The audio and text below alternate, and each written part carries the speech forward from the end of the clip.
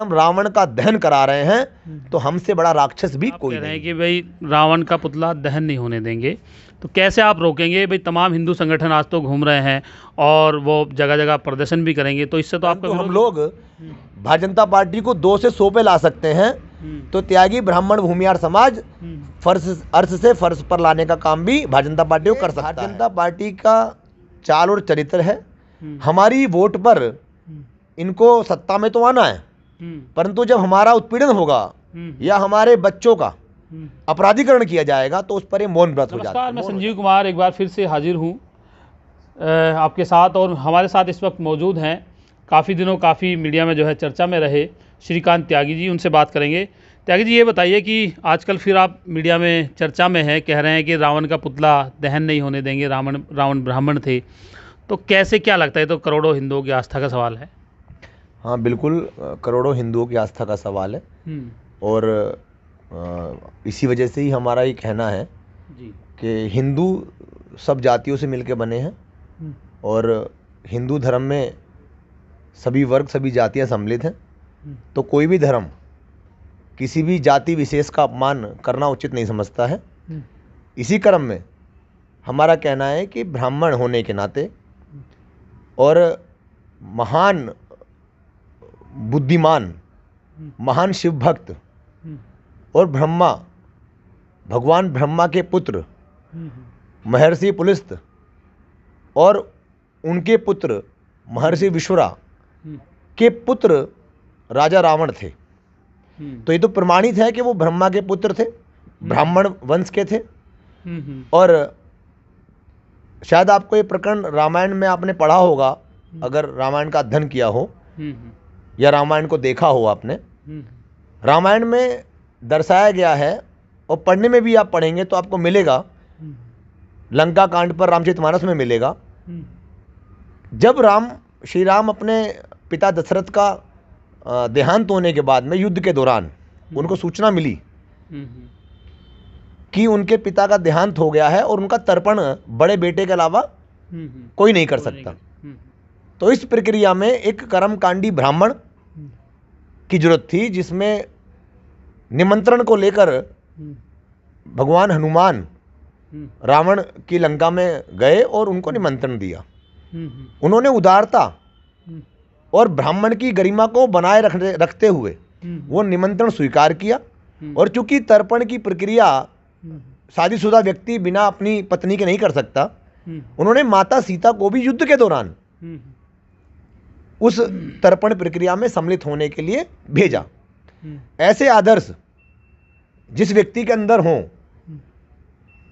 उस व्यक्ति को मात्र एक युद्ध में भगवान श्री राम द्वारा वध करने पर, ये ठीक है कि भगवान श्री राम ने उनका वध किया, लेकिन परंतु उनकी विद्वानता भगवान श्री राम ने प्रमाणित भी की है, उनके चरित्र को माता सीता ने प्रमाणित किया है। क्योंकि भगवान श्री राम ने जब उनका वध किया तो उन्होंने अपने भाई से कहा कि लक्ष्मण आप जाइए, और क्योंकि राजा रावण बहुत ही विद्वान व्यक्ति हैं, विद्वान राजा हैं, हजारों साल इन्होंने त्रिलोक पर, तीनों लोकों पर राज किया है, इन्होंने इंद्रदेव को भी पराजित किया है, इनके पुत्र मेघनाथ ने इंद्र को पराजित किया है।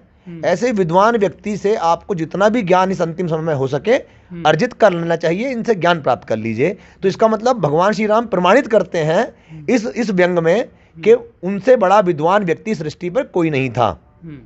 दूसरा प्रकरण, युद्ध जीतने के बाद में जब माता सीता को लेने भगवान श्री राम लंका के अंदर जाते हैं तो उनकी अग्नि परीक्षा ली जाती है भगवान श्री राम द्वारा, और माता सीता उस अग्नि परीक्षा को देती हैं। तो ये प्रमाणित करता है, ये साक्षात माता सीता के चरित्र के साथ रावण को भी प्रमाणित करता है कि माता सीता को किसी भी तरह का रावण द्वारा कोई हानि नहीं पहुंचाई गई। इसीलिए उन्होंने अग्नि परीक्षा देकर राम जी को ये प्रमाणित किया कि वो पतिव्रता है और चरित्रवान है, उन पर किसी भी तरह का कोई अभद्र या किसी तरह का कोई टीका टिप्पणी भविष्य में ना कर पावे, वो परीक्षा उसका प्रतीक थी। तो रावण को दुराचारी करने का अर्थ क्या हुआ, हमें इस पर भी कष्ट है। नहीं, कुल मिला के सवाल ये है कि आपने कहा कि रावण विद्वान थे, ब्राह्मण थे। अब क्योंकि देखा कि कुछ समय पहले जो योगी आदित्यनाथ हैं मुख्यमंत्री, उन्होंने कहा हनुमान दलित हैं, आप कह रहे हैं रावण ब्राह्मण है, इसी तरह से कोई कहता है राम ठाकुर हैं, इसी तरह से तमाम देवी देवताओं को जातियों में बांटा जा रहा है, तो इसे कितना सही मानते हैं आप? देखिए, हमने तो कहा नहीं कि राजा राम देवता हैं, देव हैं। हमने कहा कि हमारे पूर्वज हैं, और ये कहाँ का न्याय है? देखिए, जब राम लीला या रामलीला के जो कलाकार उसको दर्शाने का कार्य करते थे, किसी भी पौराणिक धर्म ग्रंथ में यह उल्लेखित नहीं है कि भगवान श्री राम ने रावण का दहन किया। अगर कहीं ये पौराणिक किसी धर्म ग्रंथ में हो तो आप मुझे प्रमाण कर दीजिए। तो ये रावण दहन की प्रक्रिया कब से चालू हुई? वध किया था उन्होंने वध किया था। तो दहन का प्रक्रिया कब चालू हुई? और दूसरी बात ये कि रामलीला को दर्शाना, राम की लीला को दर्शाना, रामायण का हमारी स्मृति में बने रहना, क्योंकि पुराने समय में टीवी नहीं हुआ करते थे, मोबाइल फोन नहीं हुआ करते थे, तो उसको हमारी स्मृति बनी रहे, याददाश्त मंचन होते थे, इसलिए इनका मंचन हुआ करता था। परंतु किसी एक विद्वान व्यक्ति का सिर्फ इसलिए उपहास उड़ाना और उनको पुतले के रूप में विभीषण मेघनाथ को जलाना, उन्होंने क्या किया था? उनको क्यों जलाया जाता है? पूरे परिवार को जलाया जाता है। ये एक तरीके से ब्राह्मणों के ऊपर, उनके आने वाली बच्चों पर एक इस तरह का प्रभाव डालने का काम कर रही है वर्तमान में कि अगर आप लोग शस्त्र विद्या को सीखने का काम करेंगे, आप लोग ब्राह्मण जाति से हैं, तो आपका भी भविष्य में यही हश्र होगा। इस तरह के संदेश को कहीं ना कहीं ये चेतना देने, इस तरह के संदेश को हमारे समाज में फैलाने का काम ये रावण दहन कर रही है। नहीं, लेकिन आज हिंदुओं की सरकार है और भाजपा सबसे कट्टर हिंदू पक्ष की सरकार मानी जाती है, केंद्र में भी है, राज्य में भी है, उत्तर प्रदेश जैसे बड़े राज्य में भी है। तो क्या लगता है कि भाजपा को इस तरह के जो आयोजन होते हैं, और आप कह रहे हैं कि भाई ब्राह्मण जो कुल से थे रावण, उनका जो इस तरह के पुतले जो दहन हो रहे हैं उन पे बैन लगे या फिर पुतले दहन ना हो, तो क्या आज तो हिंदुओं की सरकार है, वो क्यों नहीं डिसीजन ले पा रही?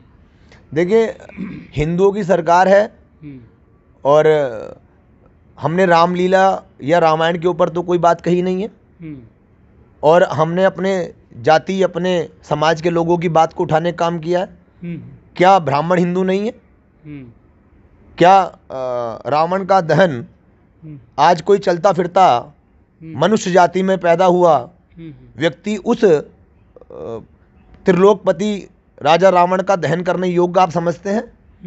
जिसने भगवान श्री राम से युद्ध लड़ा और 3 साल तक वो युद्ध चला, ऐसे प्रख्यात त्रिलोकपति की ख्याति प्राप्त ऐसे योद्धा के पुतले को फूंकने का अधिकार कौन, किस हक से लोग आज रामायण में पुतला फूंक रहे हैं?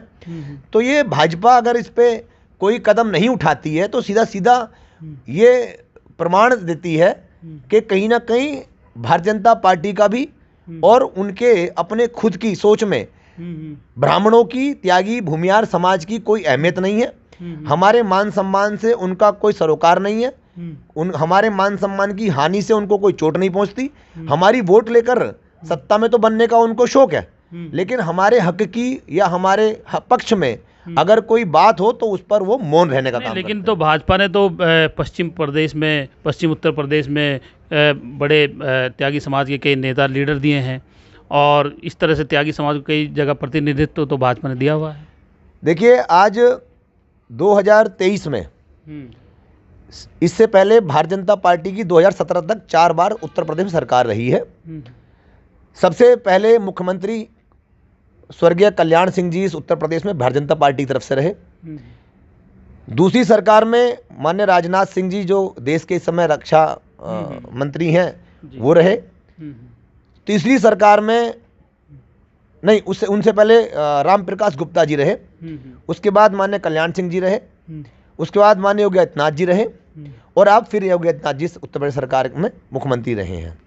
भारतीय जनता पार्टी को मेरा सवाल है, और इस देश में प्रमुख 4 पद है: विदेश मंत्रालय, गृह मंत्रालय, रक्षा मंत्रालय और रेल मंत्रालय या वित्त मंत्रालय। ये 4-5 मुख्य पद हैं। आप मुझे बता दीजिए कौन से इन तमाम पदों पर, और उत्तर प्रदेश में 4 बार की सरकार में किस ब्राह्मण को मुख्यमंत्री बनाने का काम किया भाजपा की सरकार ने? 20 राज्यों की सरकार भारतीय जनता पार्टी की रही। चाहे गठबंधन से रही हो, चाहे फुल बहुमत से रही हो, परंतु किस राज्य में ब्राह्मण मुख्यमंत्री देने का काम किया, त्यागी ब्राह्मण भूमिहार मुख्यमंत्री देने का काम किया। ये भारतीय जनता पार्टी का चाल और चरित्र है। हमारी वोट पर इनको सत्ता में तो आना है, परंतु जब हमारा उत्पीड़न होगा या हमारे बच्चों का अपराधीकरण किया जाएगा तो उस पर ये मौन व्रत हो जाते हैं, मौन हो जाते हैं। नहीं, लेकिन अग्निवीर जैसी आज योजना उत्तर प्रदेश में त्यागी ब्राह्मण भूमिहारों के ऊपर जो अत्याचार हो रहा है, भारतीय जनता पार्टी का कोई नेता बोलने को तैयार नहीं है। और आज हमने अपने पूर्वजों की बात अगर उठा दी है तो इसको बता रहे हैं कि इसका हिंदू संगठन विरोध करेंगे। हम हिंदू संगठनों से पूछना चाहते हैं, ये मेरा सवाल है कि आप कह रहे हैं कि भाई रावण का पुतला दहन नहीं होने देंगे, तो कैसे आप रोकेंगे? भाई तमाम हिंदू संगठन आज तो घूम रहे हैं और वो जगह जगह प्रदर्शन भी करेंगे, तो इससे तो आपका विरोध होगा। त्यागी भूमिहार ब्राह्मण समाज कोई कमजोर समाज नहीं है। हमें राजनीति में पिछाड़ा गया है, राजनीति में हमारा विश्वास का कत्ल किया गया है, और वो इस वजह से क्योंकि हमने आंख बंद करके और मन से भारतीय जनता पार्टी का साथ दिया, और उसी का खामियाजा आज हमारा समाज भुगतने का काम कर रहा है। परंतु हम लोग भारतीय जनता पार्टी को 2 से 100 पे ला सकते हैं, तो त्यागी ब्राह्मण भूमिहार समाज अर्थ से फर्श पर लाने का काम भी भारतीय जनता पार्टी को कर सकता है।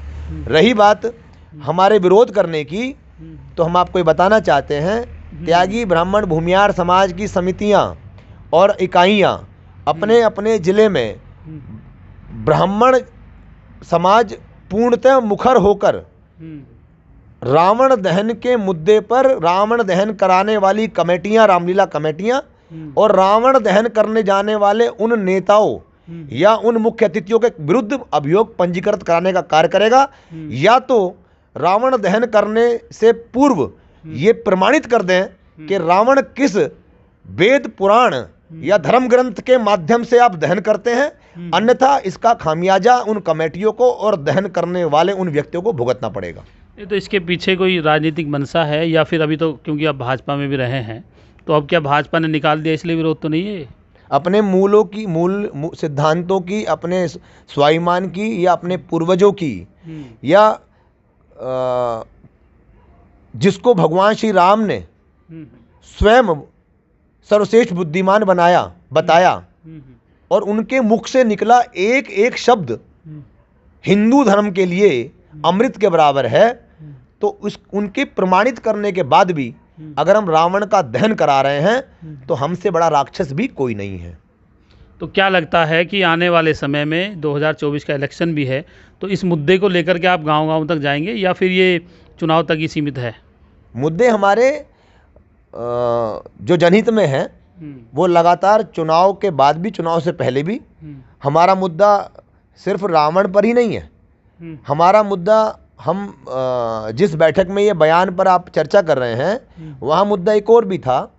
हमारा उद्देश्य ये है कि देखिए, आज से पिछली 15-20 साल की सरकारों में जब सरकार, जिस पार्टी की सरकार सत्ता में आती है, तो कभी अंबेडकर ग्राम रख दिया जाता है किसी का नाम, कभी किसी का नाम किसी का नाम पंडित दीनदयाल उपाध्याय ग्राम रख दिया जाता है योजना के तहत, कभी लोहिया ग्राम रख दिए जाते हैं।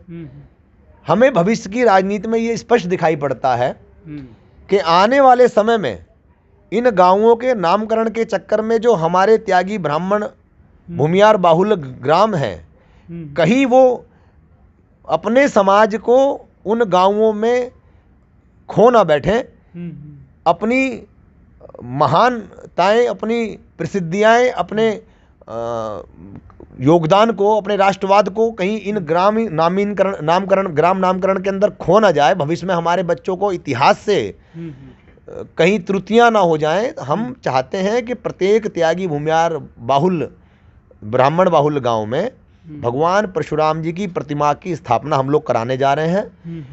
उसका उद्देश्य ये है कि गांव का नामकरण आप कुछ भी करिए, सत्ता अपने हिसाब से जो मर्जी गांव का नाम बदल दे, परंतु वो प्रमाण रहेगा कि ये त्यागी भूमिहार ब्राह्मण बाहुल्य ग्राम थे, और इसमें कभी भी किसी भी छोटी, कमजोर, अनुसूचित जाति, जनजाति, पिछड़ा समाज के ऊपर या अल्पसंख्यक समाज के ऊपर कभी भी अत्याचार नहीं होने दिया। ये वो राष्ट्रवादी समाज का गांव है। हम ये पहचान पे लोगों की बनाने का काम कर रहे हैं।